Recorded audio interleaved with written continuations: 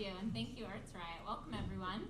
I'm May Quilty. I'm the Outreach and Education Manager at City Market, just here to kick the evening off and tell you a little bit about the Dish Series. Tonight marks our 15th Dish event, which we're really excited about. Hard to believe. This series started in 2014. It's been a collaboration between the Intervale Center and City Market with support from our wonderful hosts at ArtsRiot. We've covered a whole range of topics, and last fall we started the discussion on women in the industry, and it was very clear that it was our most well-attended dish we've ever done, of I think probably 12 or 13 at the time. Yeah. Show of hands, who was here for last year's discussion, last fall? Nice. Awesome. So welcome back, and welcome to everyone who is joining us this evening. We're really excited to have these wonderful panelists and our wonderful moderator, and just continue a conversation that deserves more time and energy, and we're really excited to have it. One quick announcement, and then I'll hand it off to Abby, is that we do have up at the front 20% off coupons for your meal at ArtsRiot. These are good for a whole week, so definitely encourage you to grab a bite after tonight's discussion, but you're also welcome to come back and have a delicious meal. Got some great food here. And without further ado, I'll hand it off to Abby, and then we'll kick off the evening. So thank you all so much for being here. Thank you. Hi guys, I'm Abby from the Intervale Center. So we have question cards on everyone's seat. If you fill out a question, we'll be coming around at like 6:15 or so to collect all of them, and then we'll pass them along to Melissa, who will choose a few to ask the panelists.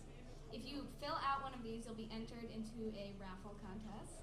And there is also a point at the bottom that you can put in a topic idea for the dish, which will be in April of 2019. So with that, I'll pass it along to Melissa. Enjoy.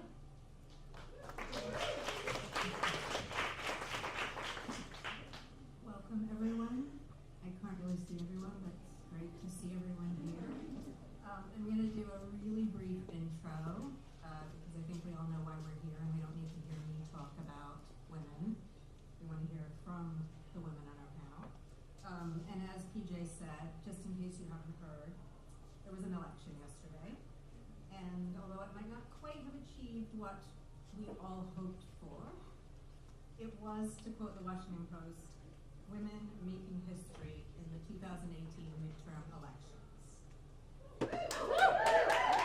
And I know this panel is not about politics, but of course, the day after the election, that was marked by unprecedented effort by women and achievement by women. It bears noting that not only did a record-breaking number of women run for office, hello, we're doing it for you. The Congress will be more female than ever, and there were more women running for governor than ever before. And equally important, I was, of course, spending lots of time reading about this today, women voters took to the polls and helped make this happen. So all of that is about women power. And as we know, there's still tons of work to be done, both in politics and in the fields of food and agriculture, which these wonderful folks represent. So I want to just let them go ahead and introduce themselves, and then I have 5 or 6 questions that we're going to go through, and then as Abby and May said, we'd love to open it up to your questions. So Corey, I'm going to put you on the spot since you're to my left. They're just each going to introduce themselves briefly. All right. Hi everyone, my name is Corey Pierce. I'm the owner-operator of Bread and Butter Farm, which is located not too far from here, about 6-7 miles down the road on the town line of South Burlington and Shelburne. We do a lot of things at our farm, and I'd say that when I think about kind of my journey and getting here, so I didn't grow up on a farm. I was a kid who just loved being outside, and thankful for parents who, demanded that my sisters and I go to work starting when we were pretty young, like 14 years old. And I was nervous about not spending my summers outside, which I had my whole childhood in various capacities. And I live near a farm in New Hampshire that a good friend of mine worked at, and he said, "You should work on this farm. It's pretty cool." So literally the day that I started working on that farm is when I fell in love with farming and the real work that it was, and the hard work and the teamwork, and the impact that it had on my community. That was like a whole new world that I got opened up to. So that began my journey. I worked there for 7 years and all through high school and into college, and started formulating my vision for wanting to have a farm. And I'd say that, you know, it took me a long time to actually get a farm. We bought our farm in 2009, so we've been in business for 9 years. And I'd say that something that I'm proud of is having started a farm, not having come from a family farm, because it's a lot of hurdles to get there. Yeah, and in between, I didn't know if it would happen, so I spent time as an educator, and we still weave an education onto our farm.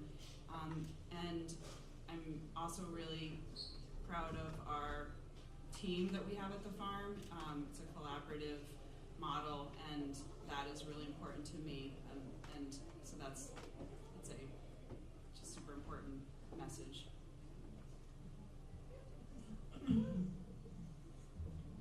Hi, Krista Scruggs,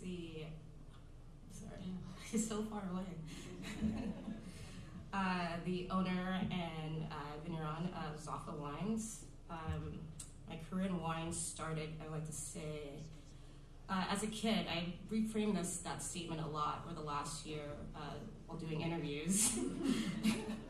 So I'm learning a lot about myself, as I talk about myself a lot this last year. But no, I'm from the Central Valley of California. My grandfather had a few acres there that I reluctantly had to go tend to as a child, as an adolescent, and then in my college years I would go there voluntarily to work with him, spend time with him, but also spend time with the land. And when the opportunity presented itself for me to work in wine about 7 years ago, it all started to add up. And even my move to Vermont from California to work with La Gardista, Deirdre Heekin, who is my mentor, it all made sense why, when given an opportunity to move here, it was a no-brainer. Recently, I've been named top 40 out of 40 for wine enthusiast. And I told them they were allowed to boast. She did. I was like, damn it. And actually, in 2 weeks, November 24th, Shaxbury and I are teaming up together to open a cellar and tasting room on Pine Street. I made an explicit choice to have 90% of my wines directly sold here. To give back to this wonderful community has given me an opportunity to do what I've always wanted to do, which is to farm and make wine.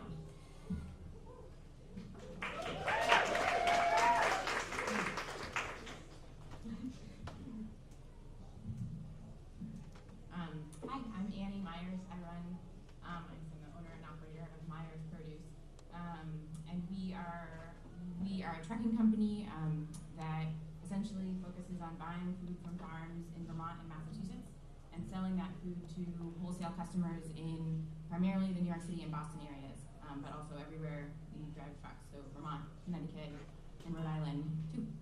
And as far as my path to starting this company, I grew up in Brooklyn, New York, and studied food systems and agriculture in college, and then kind of straight out of college ended up working for a restaurant as their food buyer, and I was helping them to source locally, and got a really good idea at that point of how hard that was. I was 2009, and I was there wasn't really a good. Not just any restaurant. Yeah, I worked for the Spotted Pig. I'm afraid at this point it feels like I'm not sure I want to admit it. So it became clear at that point that for a restaurant in New York City, trying to buy local was essentially like me biking around to farmers markets, and that was a good window into what that system or lack of system was. And from there, I ended up I met some farms I met a lot of farmers, and I ended up working for a farm in Pennsylvania for a season. And from there, moved up here to work at Pete's Greens. And I worked at Pete's for 3 years and loved farming, and also learned there what it looks like for a farm here that wants to grow and is looking for more markets for more food, and that's a challenge too, and that Pete's at the time was sort of feeling like they'd maxed out on the local Vermont market, and the next step for them felt like selling to Whole Foods and Stop and Shop and sort of big corporate buyers. And I felt like I knew this whole community in New York City that would be eager for this food and that would be much more supportive of a diverse farm and that would pay more for the food. And so that was the beginning of Myers Produce. I started with a van and like me and a computer, and now there's 13 people on our team. We have 5 trucks. We have people on the team who live in northern Vermont and in western Massachusetts and in New York City. And you know, we basically are seeking to help farms stay in agriculture and grow and make a living farming. And so I think we primarily feel like we're doing a good job when the farmers that we work with literally will say, like, we're buying 10 acres this year because, like, you've made us sure that we can sell that food.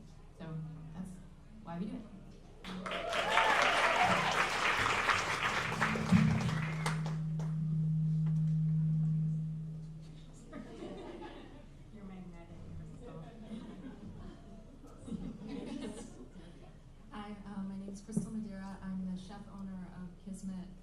Restaurant in Montpelier. I started Kismet in 2006, so 13 now. I grew up in Vermont. My mom was a chef. I have not been formally trained, but I'm creating a lot of electricity here. I moved around a lot. I've studied a lot of things. I've been to college twice.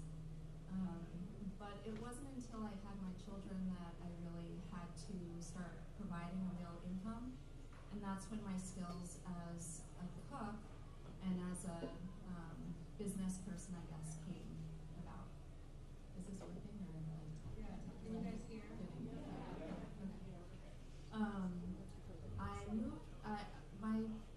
I have a long life story that I'm not going to tell you the whole thing. That would just take a long time. But I was living in New Zealand for a number of years and was working at a permaculture school there where I was teaching a class on food preservation. Not so much because I wanted to wear the chef's title or even work full-time in the kitchen, but because I wanted to live in New Zealand. I had to leave the country because of visa issues and came back to the United States with my son, who was just a couple of years old, and needed to very quickly get a job and start providing for my family. And opening the restaurant is kind of what I had to do. I feel very strongly about the quality of work environment that I subject myself to. And at the time when I came to Vermont, there wasn't really a kitchen that I felt comfortable working in. So I knew I had to create my own. I have very high standards about the quality of ingredients that we use, and I didn't see that in the other restaurants at the time in 2006. So I had to create my own. So Kismet has really been my fate, which if you know what Kismet means, that makes a lot of sense. But I'm going into a new journey now. I did open another business a couple of years ago that has since closed. And I'm gearing up to open another business now and launching some new products. I've done the most of this by myself in a small town in Vermont. Montpelier is not even though it's our city, it's not a very big place. And there's been a lot of unique challenges for me there that when Melissa asked me if I would come and sit on this panel, I felt that it was really important to do so, to talk about some of those things, because being a business owner and working with food, I feel like I have more in common with my farmer friends than I do with a lot of my friends, because the amount of stress and pressure that there is to perform, just even in those industries on their own, is a lot. But then to do that as a woman and as a single mom was really intense. And whatever information that I can give about my story and about that, I would be honored to do. I have worked in a lot of different areas in this industry. I'm a published author and I've written a cookbook twice, and I do recipe formulation and help do collaborative projects with other restaurants and chefs to help create products. So I have a lot of insight that I don't actually get a lot of opportunity to talk about. Man, I'm practicing a bit too. Okay. Yeah, that's Maybe it. we'll hand this one down if that one isn't stimulating. All right, so thank you all so much for being here. I think we have a really great diversity of both field and experience here on the dais. So the first question is a pretty straight ahead one, and some of you touched on this in your intro, and I'm gonna pick on one panelist for the four main questions because they said something to me in the pre-interview that sort of made me think that was a good jumping off point. So Corey, when she started the farm, Bread and Butter Farm, she actually had a business partner who was, and still is, male, but he's no longer her business partner. Went off to do his own thing. So one of my questions, and everyone has sort of a slightly different situation with their business, is how does gender and gender dynamics shape how you work as a leader and as a team member?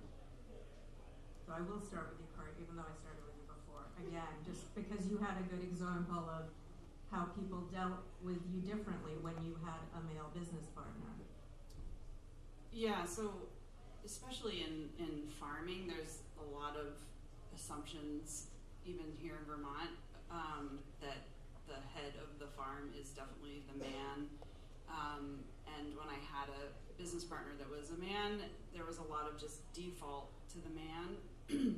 And, you know, even when it was clear that I was talking to whoever that we were supposed to be dealing with, you know, there was just like, you know, the first question with somebody new that we were working with or whatever was, oh, can I speak with a farmer? And I would say, yes, that's me. And a lot of people would say, oh, okay. But you would definitely get some people who kind of would assume that they, you know, wanted to talk to whoever my husband was. And my business partner wasn't actually even my husband. So, you know, I expected that. I've been in farming in other capacities for close to 20 years, so for a good 10 years before I started the farm. And I've experienced that and had mostly male colleagues in the farming realm. And so I've gotten used to that. So it wasn't until I became the sole owner-operator that there wasn't another male farmer-owner around that I kind of realized that dynamic and how that shifted even more. And I also realized that even though my former business partner was very supportive of women, colleagues, women, friends, women, farmers, all of that, he played a big role without knowing it in kind of helping to create that dynamic among contractors or other farmers or other community members that we dealt with by not saying, you know, overtly saying this, you know, Corey's a farmer too, you know, and like being overt about that we were co-farmers and co-partners there. And something that as we run our farm now as a more collaborative team, and we have a lot of women on our team and we have men too, it's been amazing to work with a bunch of men who are like actively talk about the women that they work with as in charge of whatever realm they're in charge of.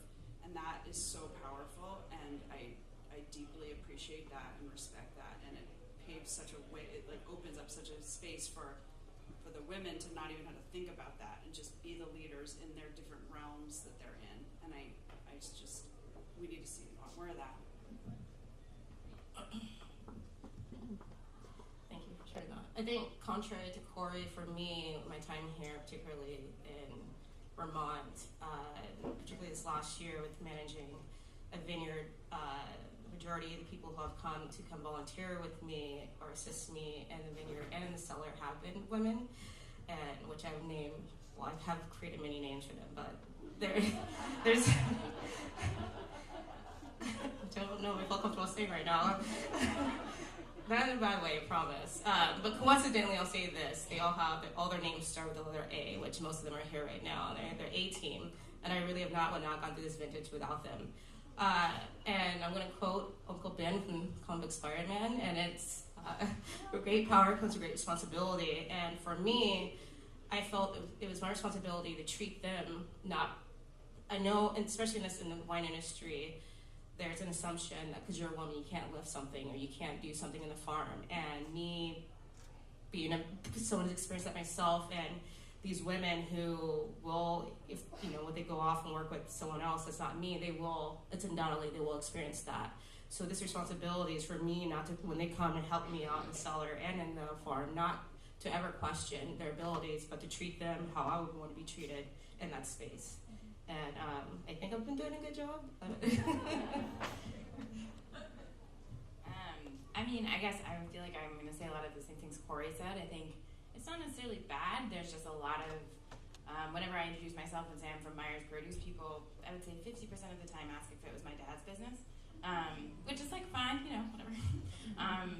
And I think that I also just like when I'm interviewing a driver, almost all of the time, especially in New York City, like there'll be this moment where they're like, wait, you're like the boss? And you're like, yeah, yep, like it's your company? And you're like, yeah, no shit, I was like, man, how am I having this conversation again? But I think as far as how it changes my leadership, I hope it doesn't, like just be, as a woman, I don't know, I think it's a lot of, I don't know that I lead differently, but I also think that I am much more aware of that level of like people on our team respecting women within the workplace and realizing that we also have a lot of women in charge, and that if they can't even like fathom that I would be their boss in the interview, then they're definitely not going to treat their coworkers like their boss, like they're in charge. So it's certainly part of like, I've never been in a workplace where I felt like that was a conversation and like that was something I was being judged for as to like how I would treat my coworkers with respect, but it's certainly something that I think about a lot. So let's see if I can make this one work. See if it's you or the One of the things that I find in my restaurant with my gender, I guess, is that I'm mom. Like, I am a mom, but like my staff, they like have, especially my male staff sometimes will call me mom, and I'm like, I'm not your mom. I'm not. Like, that's sweet. Like, maybe you're trying to like show me respect, but like, I'm not your mom. I have kids. This is a job. I'm your boss. And that doesn't always work out well. And I've had male employees. I hired a chef a number of years ago who was talented and then told me, he's like, I don't know what it is, but you walk in the room and I just can't. And I was like, is there something I'm doing wrong? Like, am I too nitpicky? Like, what is it? And he was like, I don't know, I just can't work for a woman. And so he doesn't work for me anymore. Or with me, I guess. We don't work together. So there's that. There is something that I felt, I was thinking a lot about this talk tonight, and I did talk to Melissa a little bit about this before, and it's not a big conversation I want to have, but I do just need to give acknowledgement that in my industry and in my circle, there are people who do not associate with any gender, who I do feel like could like feel this conversation, could contribute to this conversation, and I just want to acknowledge that. And I feel that in my gender, in right now, there's a lot of things that are changing, and I am working in an environment where gender is actually a topic that I have to train my staff in how to talk about, and how not to talk about sometimes. So I just wanted to contribute to that. Why don't you keep that down there just so we're not. Yeah, Great. great. So the next question, we obviously couldn't have a panel about gender in food and ag, or frankly gender in any field,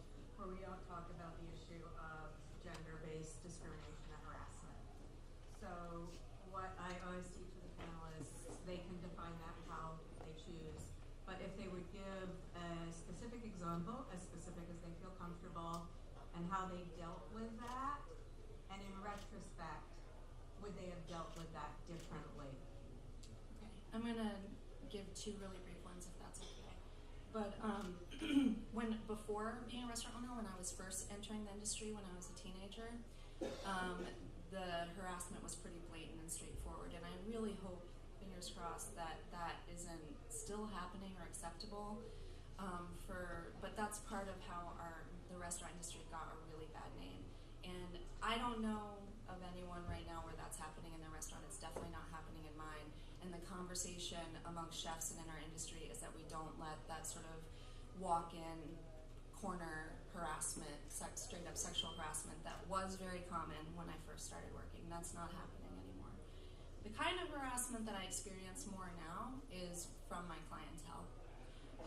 I am either in the kitchen cooking, and when I'm in the kitchen cooking, it's my male chef that I'm cooking with who is getting the thank you chef from the clientele. Mm-hmm. If I'm washing dishes, which I have to do time to time, I get completely ignored, which is fine by me. I like my anonymity. If I'm on the floor and I'm hosting or I'm waiting tables or attending bars, something like that, then I get a lot of compliments, and if someone gets particularly good service, they are attached to me in a way that is like very personal and often inappropriate. And I've gotten, like love letters and things like that is like really challenging to navigate because it brings up a lot of difficult conversations that in hospitality is really inappropriate to have. So it's sort of a double bind of like wanting to like stand up for myself and be like, oh, please don't touch my butt while I'm bringing you coffee. And also feeling like I'm a restaurant owner and I have to be professional and give this person good service so that they leave and want to come back. But do I want them to come back? And so that's something that in my peer group we talk about a lot.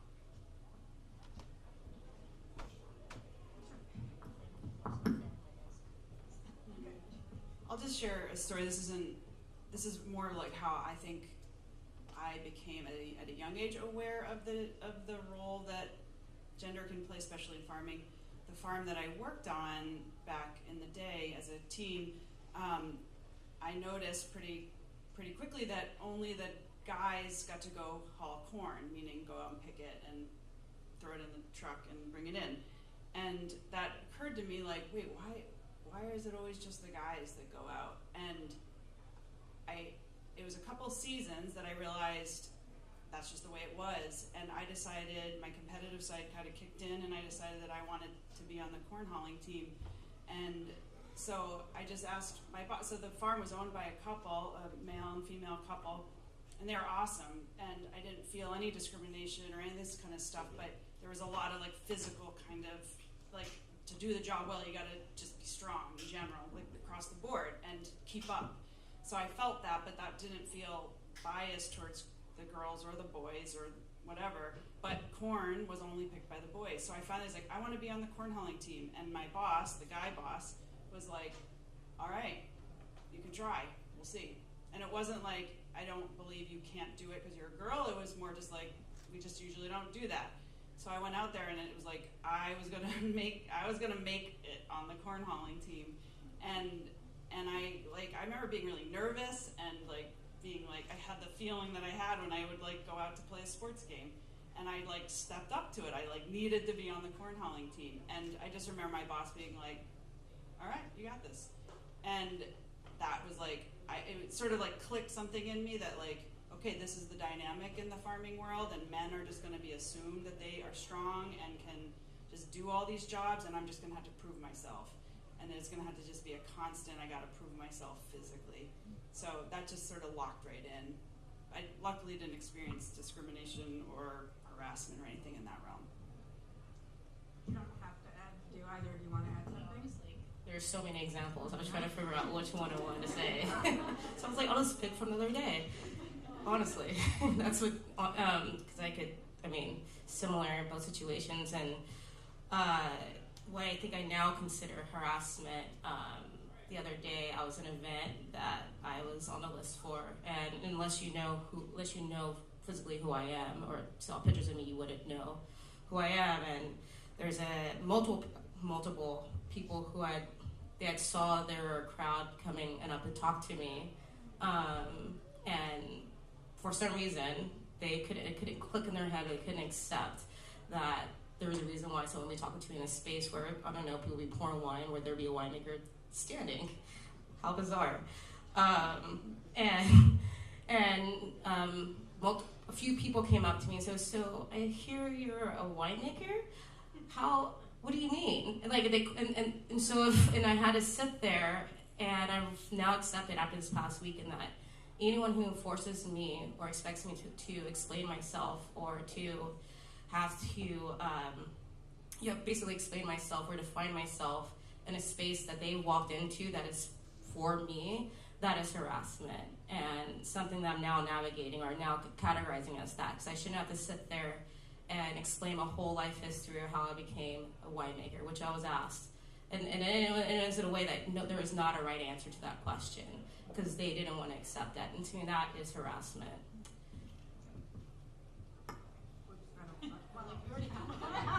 Keep on talking. All right. We're going to talk about the mean girl dynamic, but we're going to spin it positively, right? Because we're going to talk about not being mean girls, because there is that specter out there. We're going to talk about how we all support each other and how both you have been mentored by other women and how you try to be a mentor to those coming up. So who wants to go with that one first? Well, the mic is here, I'll go.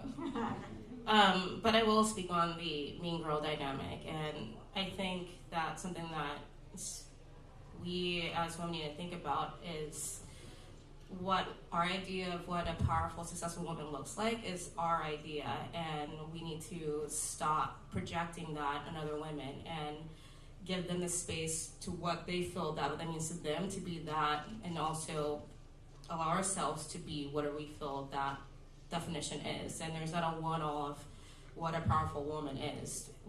Not every person wants to be a farmer or a winemaker or a restaurant or a chef, and I would not advise everyone to take the path that I've taken. It's not, I wouldn't, but I'm not. But that is my epitome of what I feel that is to be a powerful woman. And one woman who has done that for me is Vermont's own Deirdre Heekin, a lager artista, who has been one of the most important figures of my life and in my career, and also I think an example to women that you can have a woman as a mentor. There are not many examples of the dynamic that Deirdre and I have, and I'm proud to be a protege of a woman, and if given the opportunity, I was given an opportunity. I traveled throughout domestically the United States. I went abroad, and every person that I worked with was a male figure. But it was important for me personally, if given the opportunity to work with a woman who exemplifies everything that I wanted to be. I was going to choose that. And luckily for us and for wine and for me, that one of the most important figures in farming and wine is a woman, and I'm lucky to have her as a mentor. Well, I guess the only thing I would say, I've had women mentors, but not a ton. And I do feel though, sort of universally when we have applicants for jobs at Myers Produce, most of the people on our team drive trucks. Even if they do sales or other things, they're also driving trucks. And I think I hate to generalize, but it's really, it's a lot. Or when men apply for the jobs, they if they have no experience, they'll be like, yeah, no, I can handle it. I've driven a U-Haul a couple times, I got it. And the women will be like, I've driven a U-Haul a couple times. I know that doesn't really mean anything. I'm not comfortable, but I'm willing to try it. And it's kind of like that vibe, if I weren't, I guess I can't have to imagine that I give those girls another chance to be, or at least a push. Like, okay, you don't think you can do it, let's just try it. Let's do it. Or you think you can, and you're really nervous, so I'm gonna drive with you. And like be supportive of that, like basically lack of confidence. And I think that that's really fun. It's been like really fun to hire girls onto our team who I guess I feel like would fail the interview. And yet like really have it in them and gain some, gain experience from working with us. So I haven't had very many women role models in my life, but I have had role models, and those role models have encouraged me to be the best person that I can be and to trust myself, and that's been a huge challenge. I am not a quick decision maker. I'm not very impulsive. I like to really think things through, really look at all my options, collect a lot of information, and then I still will have several sleepless nights to really doubt what I know is really the right thing to do. And maybe even not do the right thing and then regret it and then do the right thing later and be like, I should have done that all along, I knew it. And my role models have been the ones to like kind of prop me a little bit, to be like, I trust you, you can trust you. And they either do that through the work they do and through being honest in the challenges that they have, and that continues to inspire me too. And I try to be a role model to my staff. I have a love for working with teenagers. It's probably from a last life where I wish that I had a role model when I was a teenager. So I really try to be there with the teens that I work with, and I run a program through my restaurant where we have high school students who they start as in their freshman year of high school, and then ideally they work their way all the way through high school and then come back and work in the summer during college. I usually have about 8 high school students employed at the restaurant at any given time, and most of them only work 1 or 2 days a week. But part of their job is showing up for things. They have to come to our family meals, they come to all the meetings, they do all the trainings, and I really want to instill in them a value for working and for working in a positive and encouraging environment, and in return I want their feedback. And one of the best pieces of feedback that I got from a high school student a couple of years ago, where he said, Crystal, one of the worst things about being in high school is that every day you have all these adults in your life who have expectations of you, but they themselves like raise and lower their standard based on how they're feeling. And I was like, you know what? That is true. We do that. Adults do that. And I was like, I'm going to take that back to my staff. I'm going to take that for myself and challenge myself with that. And so that's been my challenge recently. So I think that in turn the teens have become my role models as well. I do believe that they're our future, and to be challenged by that and to be able to find out where my standard is and hold it there, and to ask the same of my staff as well. Great. I'm jumping around a bit in case you're following. So I want to make sure we get to the question, the million-dollar question: can women have it all? I mean, I guess the question is, can anyone have it all? But somehow, especially when kids are involved, and we have a couple moms up here and potentially future parents, it's a challenge. And so since you have the mic and you are, and as you mentioned earlier, have been a single parent, talk a little bit about how that has influenced your pride. Sure. When I opened my restaurant, I was a single mom with 2 children, a 2-year-old and a 7-year-old. And my 2-year-old, I did like attachment parenting for both my kids, so they were with me all the time while I was in college, while I was traveling, while I was working other jobs. So when I opened the restaurant, my 2-year-old was in a high chair, and my 7-year-old just started school. I figured out my business plan based on their hours and what they needed. I moved into an apartment that was about 4 doors down from the restaurant. I would wake up really early while they were still asleep and go and prep the restaurant, go back, make them breakfast, go back to the restaurant with the kids and serve food to people. My staff and my clientele were trained to be accepting of that. It was what I needed and what my children needed. And I now have a 14-year-old and a 19-year-old who the restaurant is their life and is their family. My staff became part of my family. One of my first employees who was sitting here came on while she was in high school, and I needed someone who could help me serve food, clean the restaurant, prep, and babysit, and then go with me on family vacations so that when the two kids ran in different directions, they both had an adult looking after them. And so I had to, that was one of the perks of being my own business owner. I made the business be what I needed it to be. I mean, it's not easy, and there was a lot of stress involved in that, but it was what I needed it to be.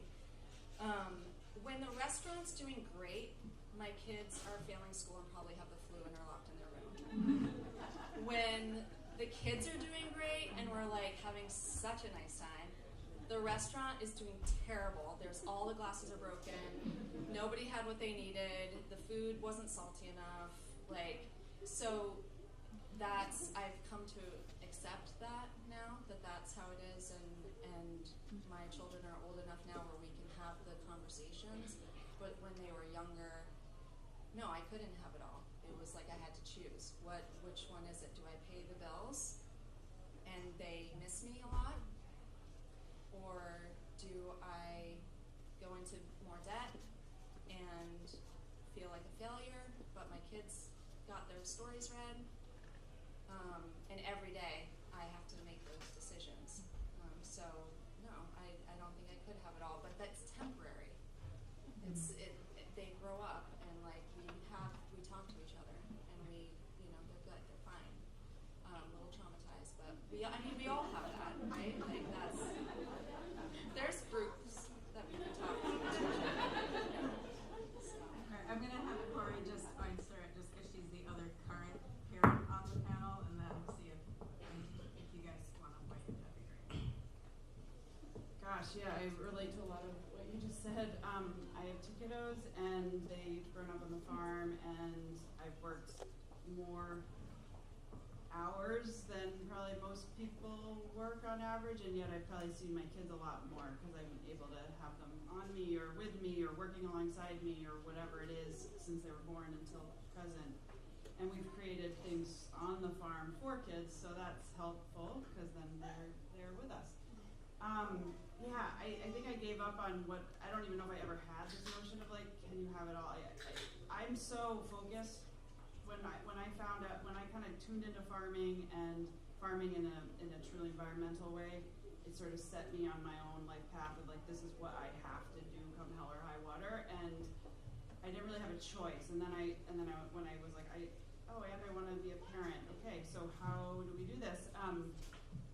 I just felt like, gosh, it's the place that I want to raise my kids, and I got to figure out how to do it. And I have a partner, Chris, who is insanely amazing and was stay-at-home dad, but that's sort of a not really great term because he was working on the farm about 40 hours a week. In that time with a newborn off to a market.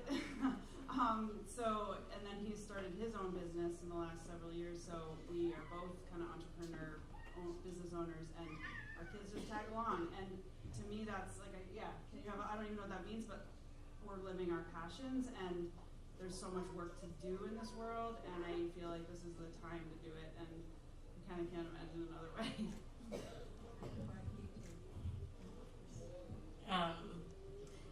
I'm without child or children. And the original question was balancing personal and professional. Well, we started. Well, just in case anyone's, I'm without child or children. I am single. It's not an advertisement. That was not.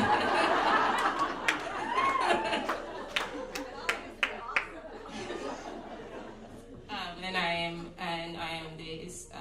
I don't have a business partner. It's been really strange, especially when the wine enthusiast piece came out, and to see myself in a magazine that, as a child, that was on my parents' coffee table, and that it's still something that I'm still getting used to, with the amount of accolades and press and support that I've received locally and everywhere. It's been amazing. And while, while seeing that, be stricken with anxiety, and that I've stated multiple times to people that this has been the best year of my life, but also the hardest year of my life. To balance expectation of, even within this question, can you have it all? It's a projection of expectation, and the question is loaded. And I can say, like right now, I think I have. I mean, I feel like the luckiest person. I get to literally do what I want to do. I couldn't imagine a life other than that. I wouldn't change a thing. But that comes at a cost of, sometimes dealing with anxiety attacks and the pressures of having all this press around me to continue to perform and live in a way that people have put on a pedestal. And to balance that with my own mental health and taking care of myself is hard, but I still wouldn't change anything. And I do think I have it all. But that's for me. I don't want anyone else to project what they think what that means to have it all. And for me right now, with all the things I have to deal with, I wouldn't change a thing, and I do think I have it all right now. Well, I guess so I don't have any kids, but I did get married this summer, and thanks. A month before we got married, I hired him, which I feel like I don't really know if I want to comment on that. If you want to ask questions, feel free. Is he here? No. No, he flew to New York City to cover for a driver who quit. He's awesome, and also it's challenging to do that. And I think, that was it's kind of an interesting story when I told my parents that we were going to do that. And my parents are enormously supportive, and my dad, though, in that moment was like, I really don't think that's a good idea. Like, how when it comes time to make decisions, like, you should be making the decisions. And I was like, that's still gonna happen. Like, he's not becoming a co-owner, he's becoming an employee. And it was like unfathomable, even for my dad, that he could be in that role, which was totally interesting. So anyway, I think now, as far as kids go, I mostly struggle. So we're thinking about having kids, and I struggle a lot with like my own judgment of women with kids working. Like, I see women running, in positions of power, juggling children, and I have thoughts about how they're probably distracted and not doing their job very well, and like, I don't want to be that, and I don't want to think that either, but I do. And I also feel like I'm really good at putting work first all the time, and I don't know that I want to be that parent who does that either. So, we could really dive deep into those thoughts, but it's definitely hard to. It feels really hard to like imagine having children being in the position I'm in. To me. But. Thanks. All right, one more question from my list, and then we'll get into some of these great questions from the group. As I think some people know, I am a journalist, writer, and I've noticed just in my own work that the media loves to celebrate the woman who has succeeded. Look, she is doing it.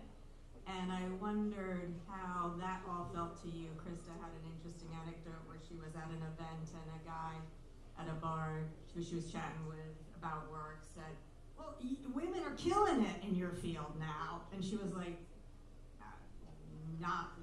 yeah, maybe. So maybe talk a little to how, like, does that seem real? Does it seem like we just put one poster woman up and go, look, she's great, now it's all solved? Yes, that did happen. And my response was, especially I'll speak in the wine industry, which is homogenized as fuck, and there aren't a lot of us killing it because we're not getting an opportunity to do so. It really bothered me that because he, who's talking to me, who's a woman, that I suddenly, it's done. Everything's fine now in the wine world. There's so many female winemakers or women that farm or in the cellar doing it. But the case is that, as I was speaking of before, a lot of my contemporaries and colleagues are experiencing harassment, discrimination, we can't kill it yet because I get opportunities to do so. But also makes me proud. With that being said, if anything, makes me proud to be a woman, especially the intersectionality of me being queer and black, to be representing that people that look like me can one day hopefully be killing it.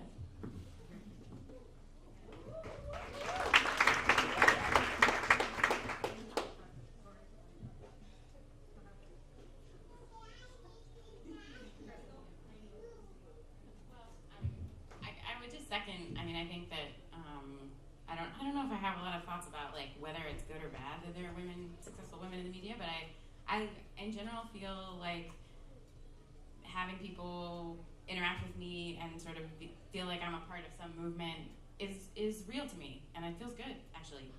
So yeah. All right, I think we're going to jump to thank you, audience member who asked a question that was on my list that I wasn't going to get to. And Crystal, you and I spoke about this. So the audience member says, what was your best business failure and what did that teach you? And Crystal and I talked about, some folks may know Bo, the butcher shop and bar that was in Montpelier, that Crystal was co-owner of that, and that was closed recently. So I don't know if that's the one you'd pick, but Sure. talk about that, and then someone else wants to talk to that question. Thank you. So business partnerships have a bad rap, and I'm not going to say I don't have a business partnership, but both of my business partnerships did not. Well, I'm not still in a business partnership. Let's put it like that. Most recently, so I opened Bo, the butcher shop, 2 years ago as an investment and as a venture that I was really excited about to expand my brand and to have a scalable product. So in a restaurant is not scalable. You have a certain amount of seats, you have a certain amount of hours, and there's a ceiling. So I really wanted to think about a scalable product. One of my previous employees moved back to town. We were brainstorming about some of the products and some of the things that Kismet has, and their passion and my passion met, and we decided to open a butcher shop together. Pretty much right away there were like red flags for me, but I felt like maybe they were just temporary, and when people are self-conscious or nervous, in my experience, in my observation, they act kind of weird. You don't get a person's true self when they're feeling, cornered or nervous or vulnerable. So I thought, okay, this person, they've never opened a restaurant before, they're feeling nervous, or they've never opened a business before, they're feeling nervous. They're acting weird. It'll pass. Well, it didn't pass. And it went on, and it became a very uncomfortable relationship. But the business was doing great, and profitable, and scalable, and growing, and so many opportunities coming our way, and that was really exciting for me to see this vision actually happening. But my business partner really couldn't see it happening, and so we were having a lot of conflict. And I kind of turned into a therapist, where I was like, let me show you the numbers again. You can do this. You've got this. You have a successful business. We have a successful business. But they just really couldn't see it. And so while I was dealing with a family emergency, my business partner met their threshold and closed the business. And I thought, this is temporary. Look, I mean, it's not really closed. The door is closed, but we can continue the business. We can continue at least an aspect of the business. And my business partner was determined to not continue the business. I learned a lot of things about closing a business. I've never closed a business before. I've opened a few businesses. And for any of you out there who are thinking about opening a business, business partnerships are about 2 to 3 times more expensive to close than a sole proprietorship. So closing a business partnership in our industry, it costs about $10,000, which is money that we didn't really have, plus we still owed money. So I had to figure something out, and it was a lot of learning for me. So I'm not going to go into a lot of detail. I can talk more about it if anyone's interested or wants to know more information about that. They can contact me. I had to turn a really terrible situation around fast because I still have a business that's open and all of my equipment was collateralized from the new business that we opened. So any time that I might need more money, I wouldn't be able to borrow any more money because it was all collateralized through the business whose doors were locked and it was all just sitting there. So I reached out. I was offered an opportunity for a grant for a business specialist to come and give me some advice. The business specialist turned out to be like a life coach / business specialist, and she helped me to identify some really key things that I kind of lost in the grieving of closing the business. And grief is like really intense and really real and kind of clouds everything and is like disorienting. It's like you got hit on the head and you're like not really sure what's up and down. She helped me kind of like fine tune my vision. Why did I open the butcher shop? It was an investment because I wanted to start planning for retirement. Can I still do that with what I have? What am I motivated by? I'm motivated by taking care of my family. Like that's at my core. That's what gets me out of bed every day. It's what gets me through 16-hour day after 16-hour day. What is holding me back? And I said, what's holding me back is like, how much longer can I do this? How much longer can I handle all of this stress, all of these balls up in the air, all of the like intensity? And she's like, well, how much longer can you handle it? I was like, she said, 5 years. Can you do 5 more years? I was like, yeah, I can do 5 more years. She was like, all right, well, most business plans are only 5 years. Let's write you a new business plan. So I wrote a new business plan in like 24 hours, applied for a new loan the next week, refinanced my whole business, and I'm opening a new business in a couple of weeks, in addition to the business that I have. I've updated all of my equipment at Kismet. I've just reinvigorated my whole business. This is a huge blessing, something that I didn't know that I was supposed to do, something I wouldn't have done if my business partner hadn't closed our other business, and is really like I have a whole new, life now, really, of like direction. So that was a long answer to what you had, but I don't think I could have answered it any shorter than that.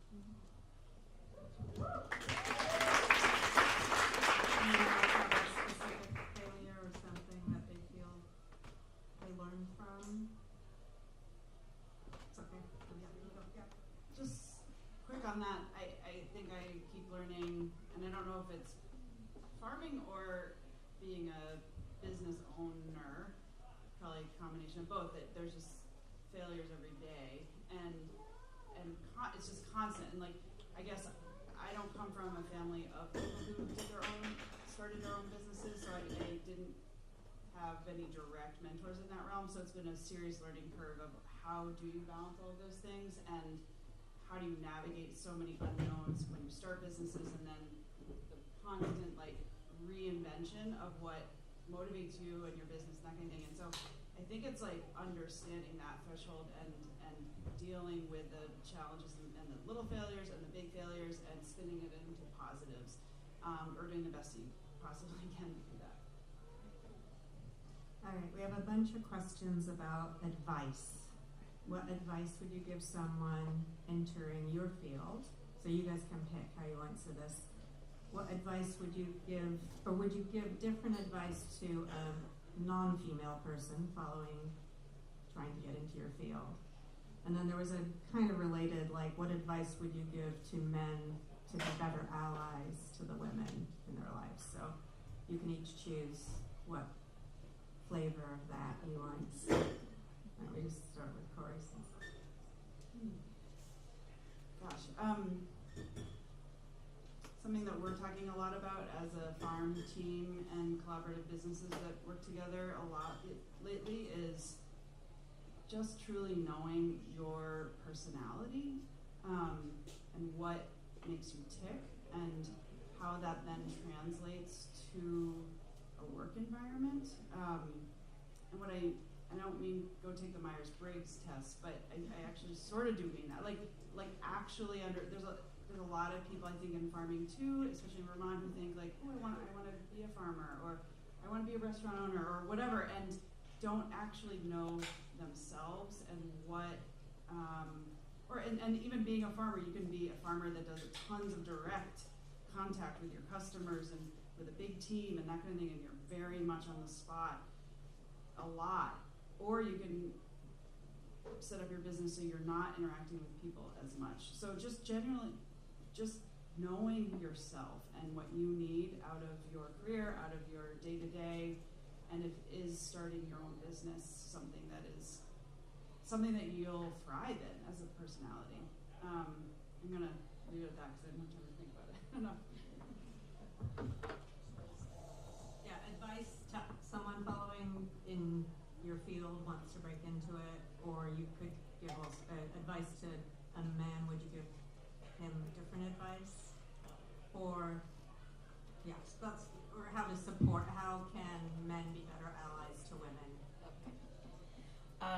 In regards to advice, I would give, which I think I still remind myself from time to time, is to recognize and then announce your intent and purpose, why you're doing what you're doing. I really like to think that I live a life of intent and purpose. If ever asked why, I can explain why. And if someone ever questioned, I could get annoyed. or if I even question myself, I can remind myself because I know what my intent and purpose is and why I'm doing what I'm doing. And not to quote Nike, just do it. No, seriously, just if you want to do something, do it. And it may not always look the way that you thought that it would look like. And you have to be okay with that, because a lot of doors will close for you if you have this preconceived idea or are allowing others' preconceived expectations or projections to dictate what you're going to do. A lot of doors will close. And then the one thing for me was that this is how I ended up in Vermont. And people ask me, how is someone who's making wine go from California and end up in Vermont? And that's the number one question, and the number one answer is that I didn't have an idea what that door would look like. All I did know when I made that decision was that I wanted to farm and I wanted to make wine. And when the opportunity presented itself, I didn't question that it was in Texas or Vermont. I accepted an opportunity to do so, and I think it's been working out for me. And that it's applicable to no matter what your gender is and who you are. I feel like this is kind of specific, but it's what comes to mind. I feel like there's so many things about running a business that you sort of learn as you do it.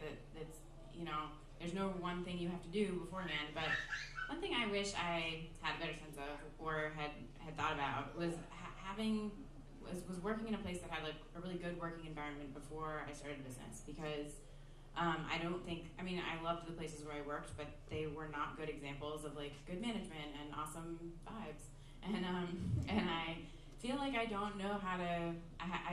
It's very challenging to create that for me, and to like we've had a ton of trouble with turnover and with kind of having people be happy in their jobs, and I just think that that is a part of any business, and it's nice to go into running a business, I think, with some experience with what works. So advice for going into my field is to be organized and to treat yourself pretty well so that you can endure.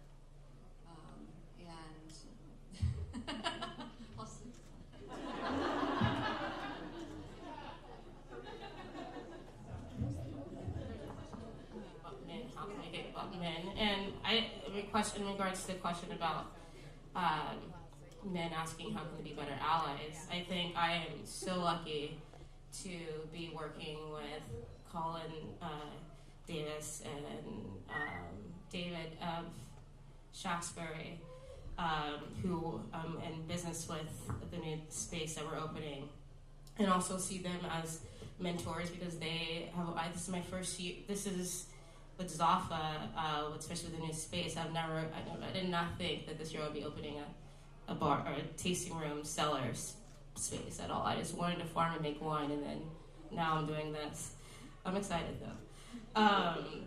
But I made a post a few weeks ago in regards to my team, the A team, and how it was probably illegal, but that I made explicit choice to only work with women and hire women for Zalfa. I'm pretty sure that's, you can talk about harassment or discrimination.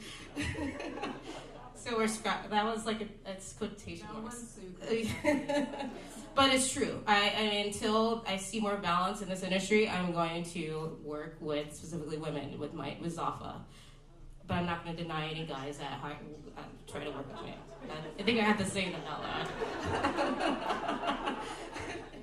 Yeah. I just wanted to say one other thing as far as advice towards men for working with women. I've already said I have 2 kids. Both of them are boys, and I am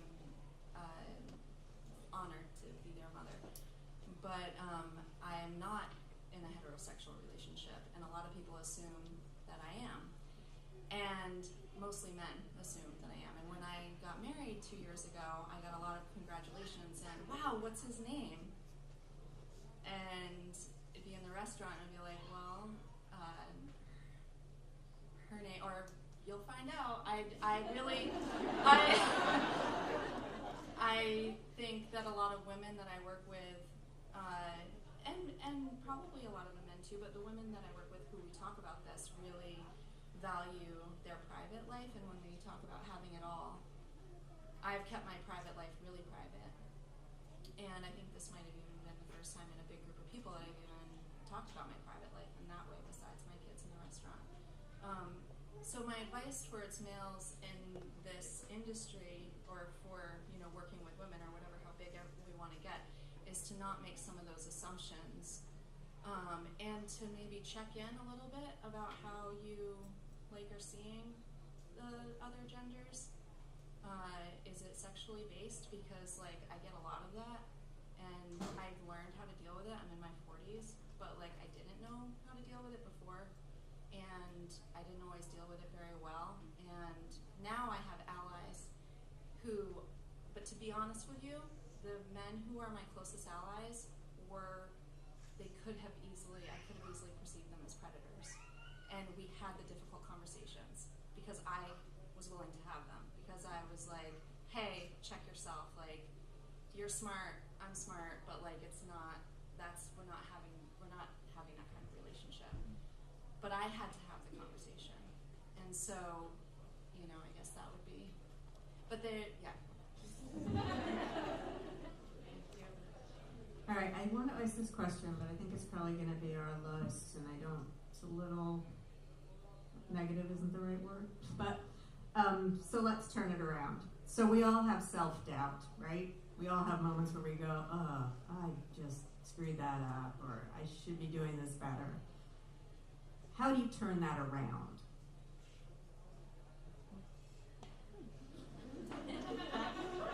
How do you not feel like I cannot do this, or I'm not good enough? Who wants to go? Annie, I can see. I feel like, this is going to come right out of a Hallmark card, but I guess when I'm down, I feel like, I lean a lot on the people in my life for advice, and I value them for the things that the questions they can answer. And I think, anyway, I think that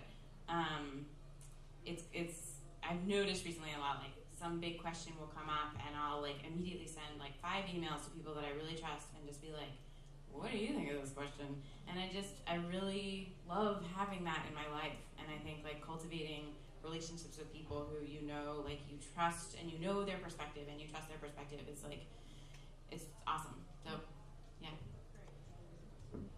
I think I'm still getting there. I have a couple of mentors in the crowd right now, and I got a text message from one of them today, to check in on me in regards to my business plan. Another bought me a drink, which it's okay. And but I'm still learning how to be honest, how to cope and deal with that. And it's learning, which I'm reminded by from the multiple mentors I've been able to have, is that it's okay to feel that way and reach out to us. Like, it's not a bad, that is not a negative thing to feel. We were all human, we all feel that way. I deal with a lot of anxiety, like I've said earlier, especially this last year, and I don't see it stopping anytime soon, but I could put the effort to make it stop. And the only way to do that is to do what she was saying, is to feel safe and comfortable to utilize my community and my friends and my family and say, hey, I'm not doing well right now and I need to talk.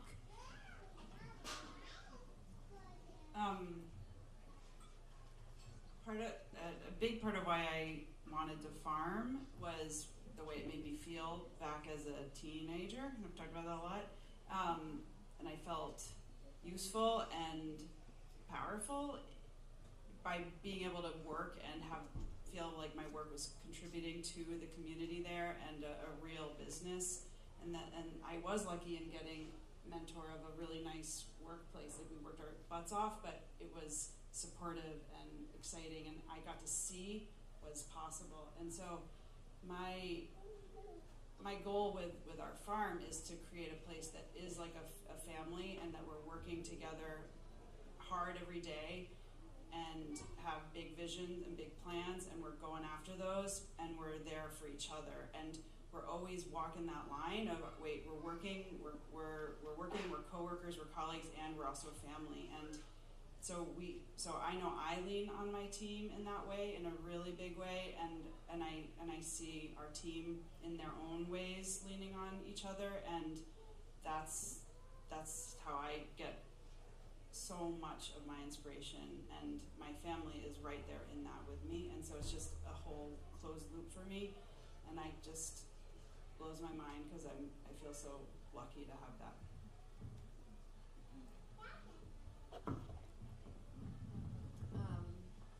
So what do we do when we're feeling down? Right. When you doubt yourself. Oh yeah, doubt.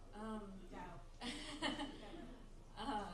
I try to find new ways all the time. It's a challenge. It's probably one of my biggest challenges, for sure.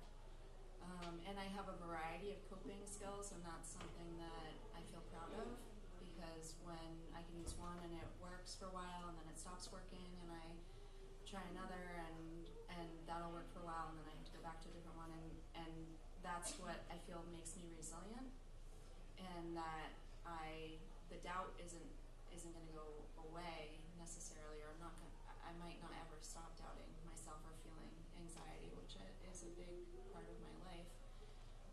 But the way that I deal with it, that I can change, and I can learn all kinds of new ways, and I encourage other people to do that, whether they're in the food industry or just in life in general. Because what I see with my employees and in my community is that when there is not a lot of coping strategies, that's when it breaks.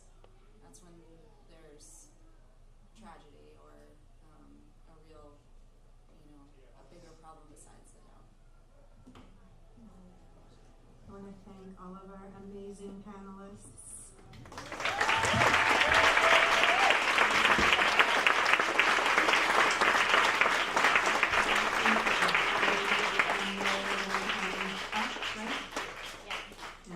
Draw some names out of hats.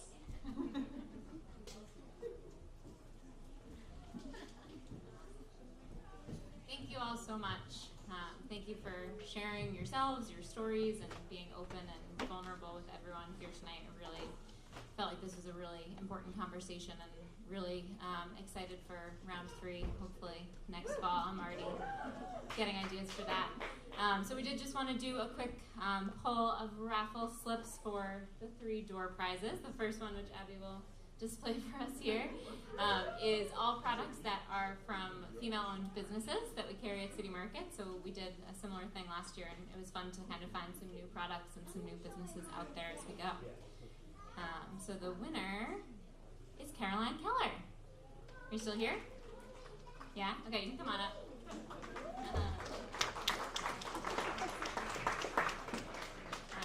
And then we've got a t-shirt with a design made by Tara Guro. I don't know if anyone's familiar with her work. She's done a lot of the murals for City Market and is a pretty wonderful person. And that is going to be Tabitha Tice. Are you still here, Tabitha? No? All right. Oh, you are? Okay, awesome. Sorry, I almost gave away your t-shirt. And the last one is a gift card, which Abby will pull.